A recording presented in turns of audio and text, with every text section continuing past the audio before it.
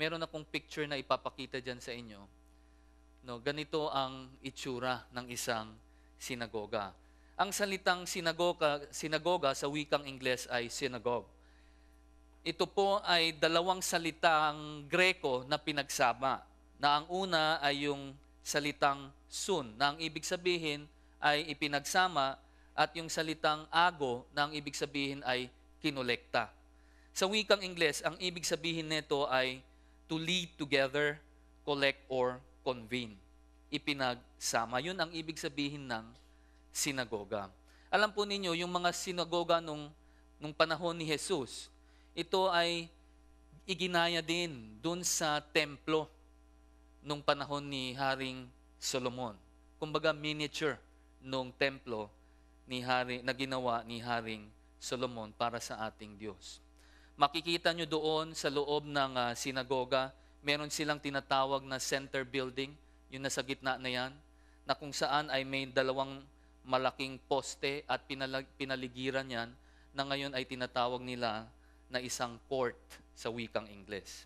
Hindi ko lang alam kung paano tawagin yung court sa Tagalog, no? Pero sa wikang Ingles, ito ay isang court. At makikita nyo doon sa gitna, sa loob niyan ay may mga silya na medyo elevated, matataas, na kadalasan ay inuupuan ng mga tinatawag natin na elders nung sinagoga. Alam po ninyo, sa mga Hudyo, pag mayroong 10 Hudyo na nagsama-sama sa iisang lugar, meron silang responsibility, meron silang responsibilidad na tumayo o magtayo ng isang sinagoga. Basta may 10 Hudyo na nagsama-sama sa isang lugar, meron silang responsibilidad na magtayo ng isang sinagoga. At doon sa mga taong nagkasama, yung mga Hudyo na magkakasama, ang gagawin nila ay pipili sila ng isang pinuno, no, at mga elders. Halos parehas din sa setup ng isang Kristiyanong congregation, di ba? Meron tayong pastor at meron din tayong mga elders. At dito, ang mga elders ang siyang umuupo doon sa mga elevated seats na sinasabi natin. At kung maalala nyo rin, doon sa mga kwento ni Jesus, sa kanyang mga parables or even doon sa kanyang mga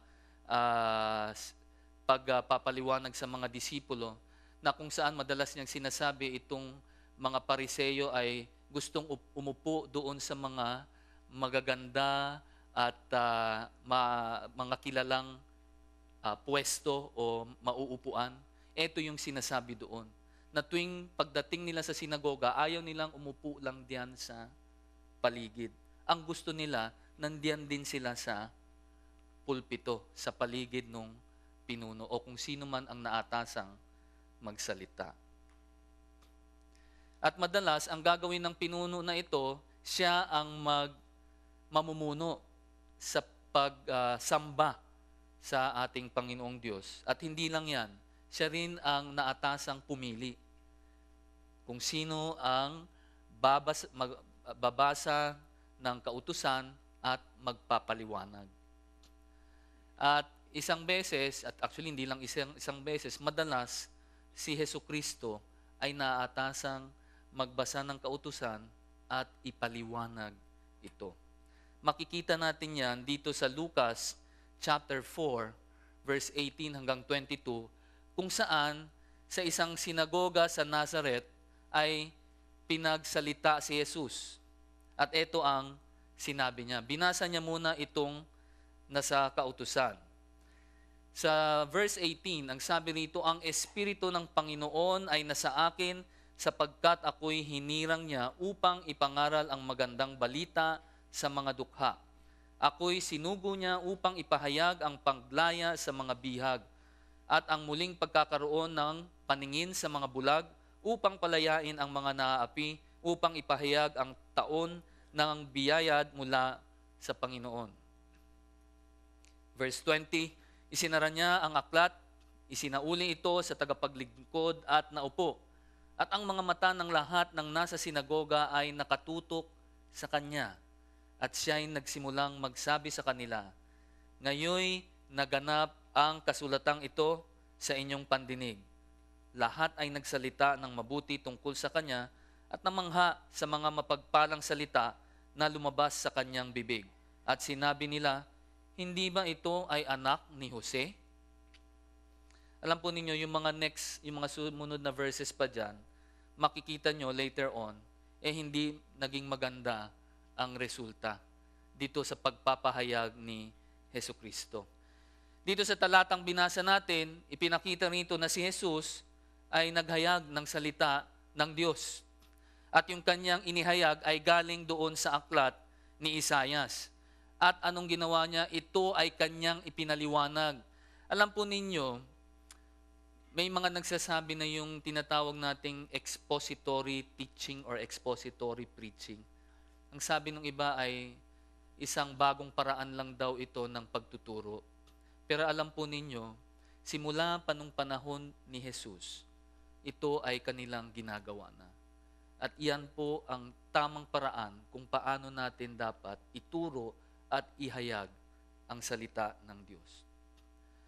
Yun nga lang, katulad nung nangyari kay Jesus, na kung saan ay inihayag niya ang katotohanan anong ginawa sa kanya. Pinatalsik siya doon sa sinagoga, pinatalsik siya doon sa kanyang bayan mismo, ng kanyang mga kababayan. Nakakalungkot mang sabihin, pero yun po ang nangyari. Bakit? Dahil nga katulad nung sinabi nila sa verse 22, hindi ba ito ay anak ni Jose? Ano ba ang trabaho ni Jose? Hindi naman siya isang pariseyo, no? Napakababang uri na tao. Siya ay isang karpentero. At ano rin ba ang trabaho ni Jesus nung bago siya nag-umpisa ng kanyang ministeryo? Siya rin po ay isang karpentero. Kaya dun sa Marko chapter 6, verse 4 to 6, tignan natin ito. Sabi diyan sa verse 4, kaya't sinabi sa kanila ni Jesus, ang propeta ay hindi nawawalan ng karangalan maliban sa kanyang sariling bayan, sa kanyang sariling mga kamag-anak, at sa kanyang sariling bahay. Yun po ang nangyari sa kanya. Kung saan pa doon sa pinanggalingan niya, kung saan siya lumaki, doon pa siya pinatalsik. Hindi siya tinanggap. At ano ang sabi sa verse 5? Hindi siya nakagawa roon ng anumang makapangyarihang gawa, maliban sa ipinatong niya ang kanyang mga kamay sa ilang mga may sakit at pinagaling sila. Nang gilalas siya, tama ba? Nang gilalas siya sa kanilang hindi pagsampalataya, no? Siya ay lumibot na nagtuturo sa mga nayong nasa paligid. Hindi siya masyadong nakagawa ng milagro doon sa lugar na iyon. Bakit? Dahil itong mga kababayan niya ay hindi naniniwala sa kanya. Hindi sila naniniwala na si Kristo Jesus ang Haring Mesiyas.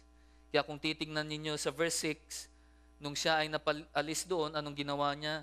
Siya ay lumibot muli at nagsimulang magturo. Siya ay patuloy na nagturo at nagpalibot-libot sa Galilea.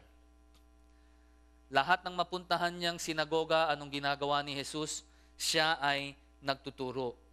Habang binabasa ko ito at aking pinag-aaralan, sabi ko, anong katotohanan kaya ang pwede kong maituro sa aking mga kapatid dito sa talatang ito? Ang inihayag sa akin ng Panginoon ay doon sa pagtuturo. Dahil nakita natin dito si Jesus, sa bawat lugar na kanyang puntahan, anong ginawa niya? Siya ay turo ng turo. Madalas kasi akong makarinig sa ibang tao na kaya hindi raw sila nagdi-disciple or hindi sila tumutulong sa ministeryo or whatever, ay dahil wala silang kakayanang magturo. Alam nyo, ako ay sumasang-ayon na mayroon talagang mga taong pinagpala na talagang magaling magturo. Pero ako rin po ay naniniwala na ang bawat mananampalataya ni Kristo Jesus, yung tunay na nananampalataya sa Kanya, ako po ay naniniwala na ang bawat isa sa atin ay binigyan ng abilidad na makapagturo. Meron akong basehan diyan. Kung naalala niyo yung Mateo chapter 28 verse 20, Ano ang sabi doon? Humayo kayo at gumawa ng disipulo. Sa paanong paraan? Sa pagbautismo at pagturo. O, paano ka magdi-disciple kung hindi ka nagtuturo? Ano pa? Yung utos ng Diyos sa mga Israelita sa Deuteronomy chapter 6, mula verse 4 hanggang 7 or 5 hanggang 7, na kung saan ay inutusan niya yung mga Hudyo na turuan ang kanilang mga anak, pagtiyagaang turuan ang kanilang mga anak na sundin ang utos ng Diyos. Na turuan nila, na mamahalin nila ang Diyos ng buong puso, kaluluwa, isip, at lakas. Paano mo maituturo yan sa iyong mga anak kung hindi ka tuturo, di ba? You have to teach. Kailangan mong magturo. Kaya wala ni isa sa atin dito na pwedeng magsabi na, ay, hindi ko kayang magturo ng salita ng Diyos. Dahil may responsibilidad tayo sa ating pamilya, may responsibilidad tayo sa ating kapwa. At ito ay iniutos ng Diyos, ng ating Panginoong Hesukristo, bago siya pumunta sa langit. Ito ay iniutos niya sa ating lahat. Di ba? Kayo po ba ay sumasang-ayon? Okay, very good. So tignan po natin yung pangalawang ministeryo ni Kristo Jesus. Dito sa chapter 4 verse 23, anong sinabi diyan dun sa hinighlight ko na pula? Ipinangangaral ang ebanghelyo ng kaharian. So ano ang ginawa ni Jesus? Ipinangaral ang ebanghelyo. Ang mas gusto ko sanang translation ay ipinahayag, no? Kasi sa wikang Ingles ay proclaim, no? So ipinahayag niya ang ebanghelyo ng kaharian. Maliban sa pagturo niya sa sinagoga, si Jesus ay umikot sa buong Galilea, doon sa 240 bayan na kung saan ay may 3 milyon na tao. Paikot-ikot siya doon sa mga bayan na yon at inihayag niya ang ebanghelyo ng kaharian. Ano ba itong ebanghelyo ng kaharian na sinasabi rito? Yung ebanghelyo, alam nyo na siguro kung ano yon. Iyon ay yung mabuting balita. Sa wikang Ingles, yung good news. Alam po ninyo, yung ebanghelyo, ang sabi ni Jesus ay dapat nating ihayag. Dapat nating i-proclaim. Yung salitang proclaim naman o yung paghayag, sa wikang Greko ay kerutso, na kung saan ang ibig sabihin ay ipahayag mo na may kapangyarihan at may otoridad. Yung kapangyarihan na yan ay hindi manggagaling sa iyo, kundi manggagaling sa ating Panginoong Diyos. Na kung sino man ang makarinig, sila ay makikinig at susunod. Madalas po ang ibig sabihin nitong paghayag sa wikang Greko ay konektado yan parate sa paghayag ng salita ng Diyos, sa paghayag ng ebanghelyo. Kaya pag sinabi nilang kerutso, ang ibig sabihin parate niyan ay ang paghayag ng salita ng Diyos o ang paghayag ng ebanghelyo ng Diyos.